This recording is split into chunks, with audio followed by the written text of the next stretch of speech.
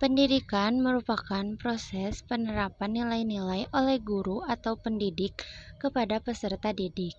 Dalam proses tersebut, seorang pendidik dituntut untuk bisa mengembangkan potensi yang ada di dalam diri masing-masing peserta didik untuk membawanya maju ke arah perubahan yang sejalan dengan tujuan pendidikan yang ditentukan. Untuk itu, seorang pendidik harus paham akan perkembangan dalam diri setiap anak didiknya.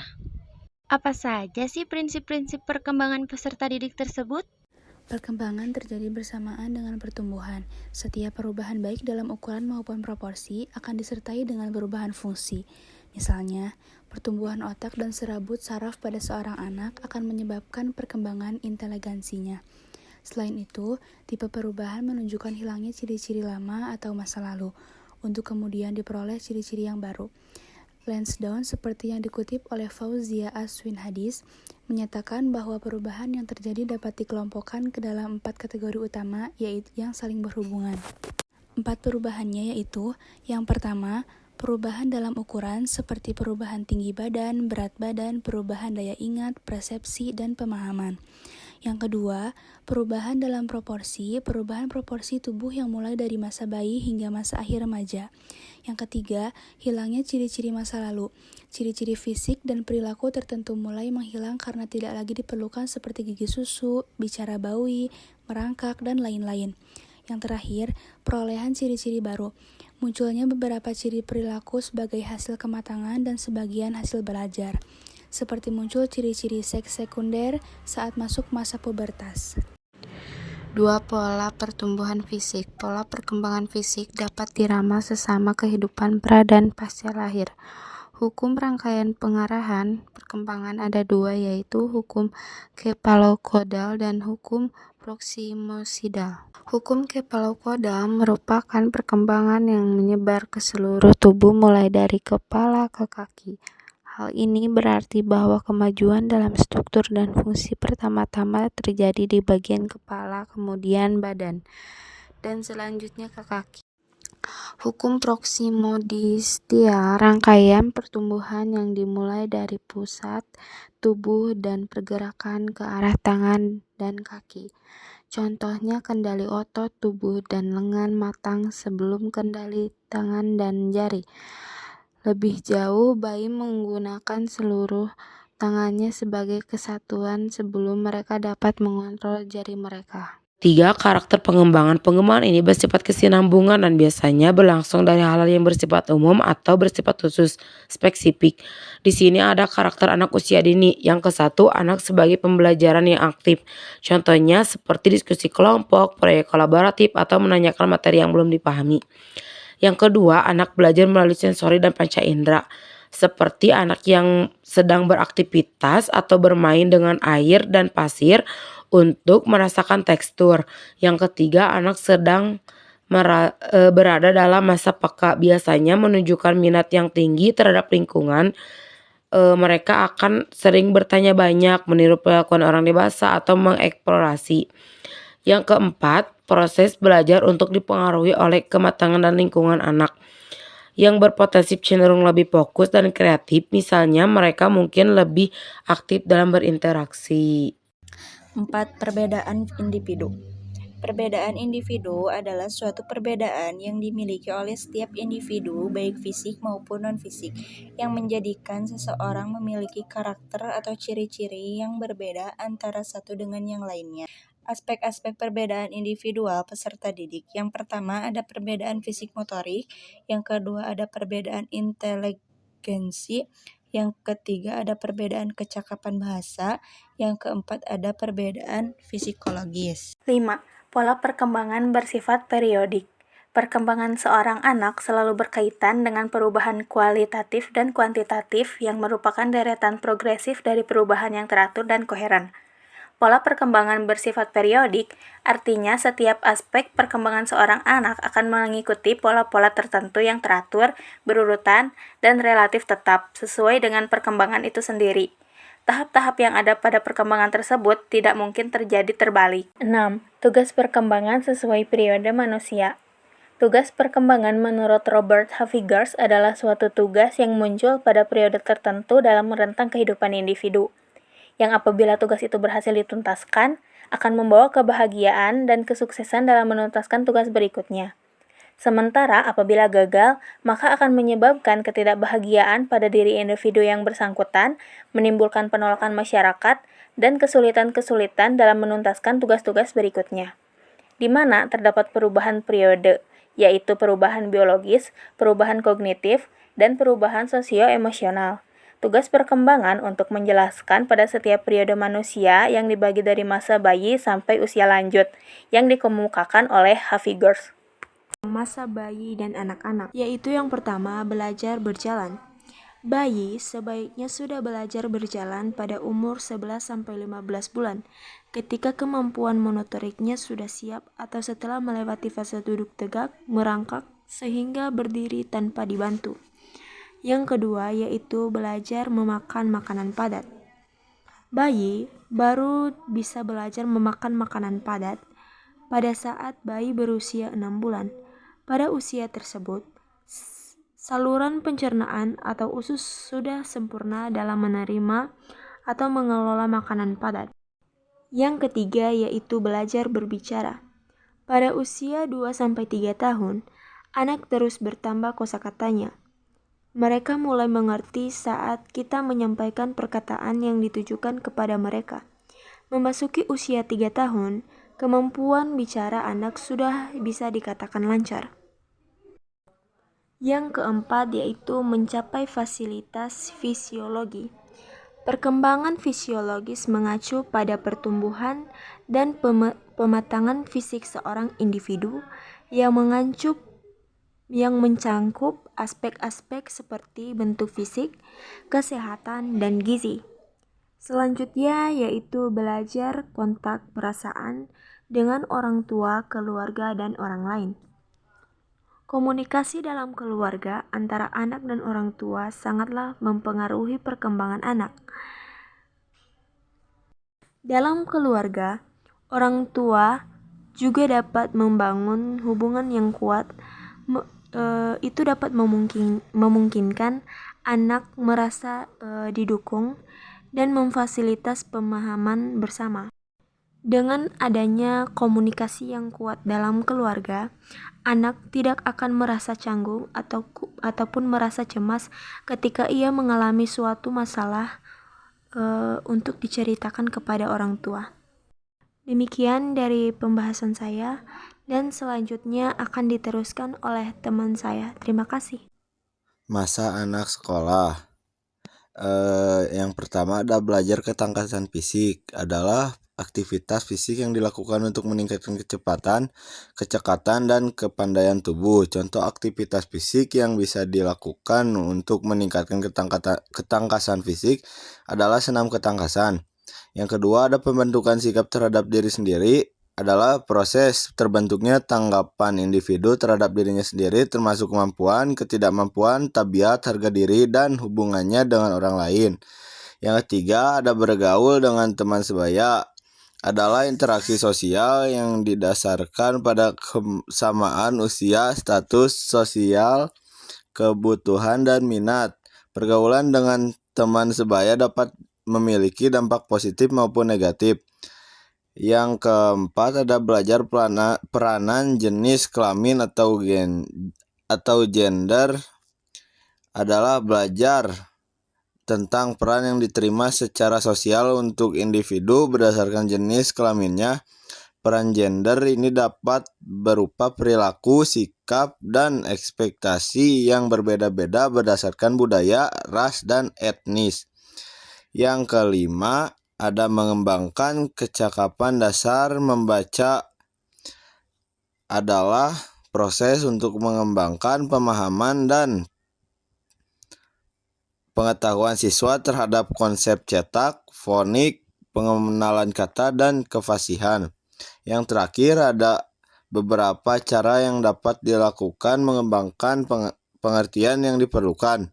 Di antaranya 1. Ubah sudut pandang masalah, kedua tumbuhkan rasa ingin tahu, yang ketiga berani, yang keempat berpikir positif, yang kelima brainstorming, yang keenam membaca, yang ketujuh mengikuti pelatihan atau seminar, yang kedelapan melakukan refleksi diri, yang kesembilan mencari mentor, yang kesepuluh terbuka terhadap kritik dan masukan yang membangun. 3. Ada masa remaja, di mana tugasnya adalah menerima peranan sosial jenis kelamin sebagai pria atau wanita. Contohnya seorang pria atau wanita menjalankan peran sesuai dengan harapan budaya atau masyarakatnya. Misalnya seorang wanita memilih berkarir atau menjadi ibu rumah tangga, sementara seorang pria memilih bekerja atau berbagi tugas rumah tangga secara seimbang. Selanjutnya, menginginkan dan mencapai perilaku sosial yang bertanggung jawab sosial. Contohnya menghormati hak orang lain, berpartisipasi dalam kegiatan sosial yang positif, membantu tetangga atau komunitas dalam situasi krisis, serta mematuhi peraturan yang ada di masyarakat, seperti tidak membuang sampah sembarangan atau mengikuti aturan lalu lintas. Selanjutnya, mencapai kemandirian emosional dari orang tua dan orang dewasa lainnya. Contohnya, seorang remaja atau dewasa muda mulai membuat keputusan sendiri tanpa terlalu bergantung pada nasihat atau persetujuan orang tua. Misalnya, memilih jurusan kuliah, karir, atau teman hidup tanpa terlalu dipengaruhi oleh orang tua, namun tetap menghargai mereka. Selanjutnya ada persiapan mandiri secara ekonomi. Contohnya, mulai belajar mengatur keuangan pribadi, seperti menabung, mencari pekerjaan paruh waktu, atau merencanakan investasi jangka panjang untuk masa depan, sehingga tidak selalu bergantung pada dukungan finansial dari orang tua.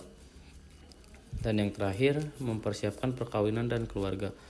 Contohnya menjalin hubungan romantis yang sehat, mempelajari cara berkomunikasi dengan pasangan, memahami tanggung jawab dalam membina rumah tangga, serta merencanakan bagaimana membangun keluarga yang harmonis dan stabil di masa depan. Masa dewasa awal. Yang pertama, ada masa dewasa saat mulai bekerja, adalah fase transisi di mana individu mulai mengambil tanggung jawab profesional dan finansial. Pada tahap ini, seseorang biasanya berusia antara 18 hingga 30 tahun, tergantung pada konteks pendidikan dan sosial. Yang kedua, ada masa dewasa saat memilih pasangan hidup.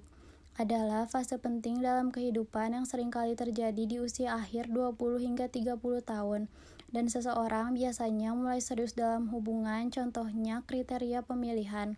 Yang ketiga, ada masa dewasa saat mulai membentuk keluarga.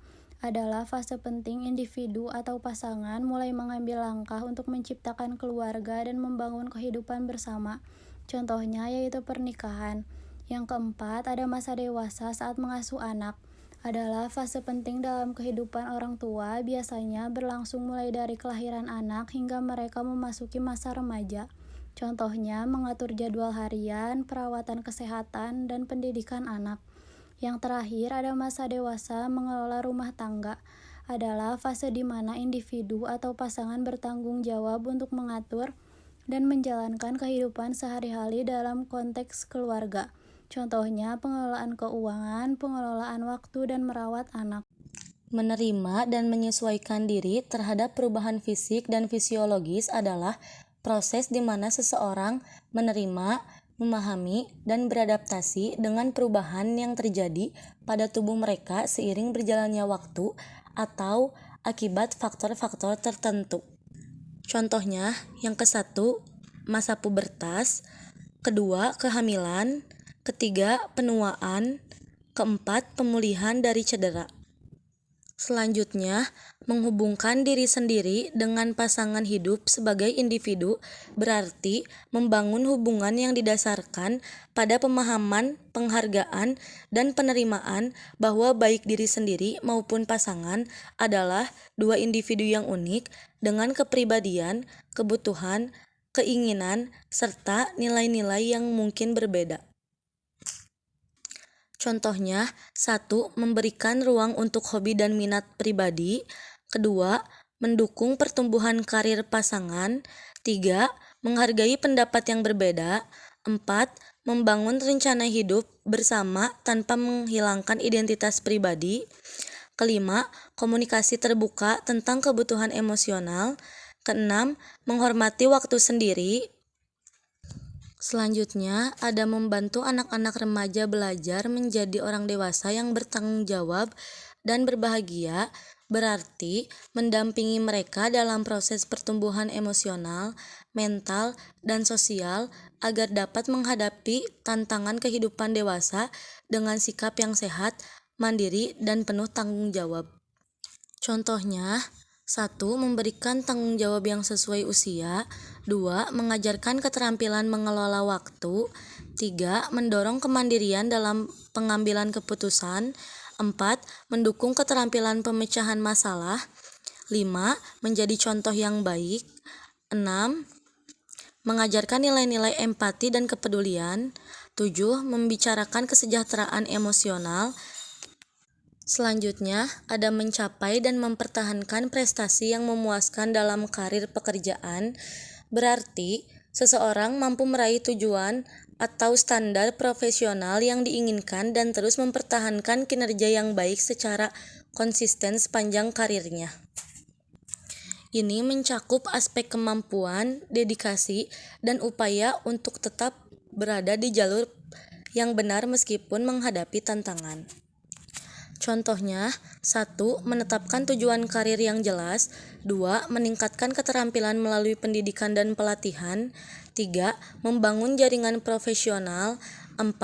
Berkomunikasi secara efektif dengan tim. 5. Mengelola waktu dengan baik. 6. Menerima umpan balik dan melakukan perbaikan. 7. Menunjukkan sifat proaktif dan inisiatif. 8. Menjaga keseimbangan kehidupan kerja. 9. Membangun hubungan yang baik dengan rekan kerja. 10. Melakukan evaluasi diri secara berkala.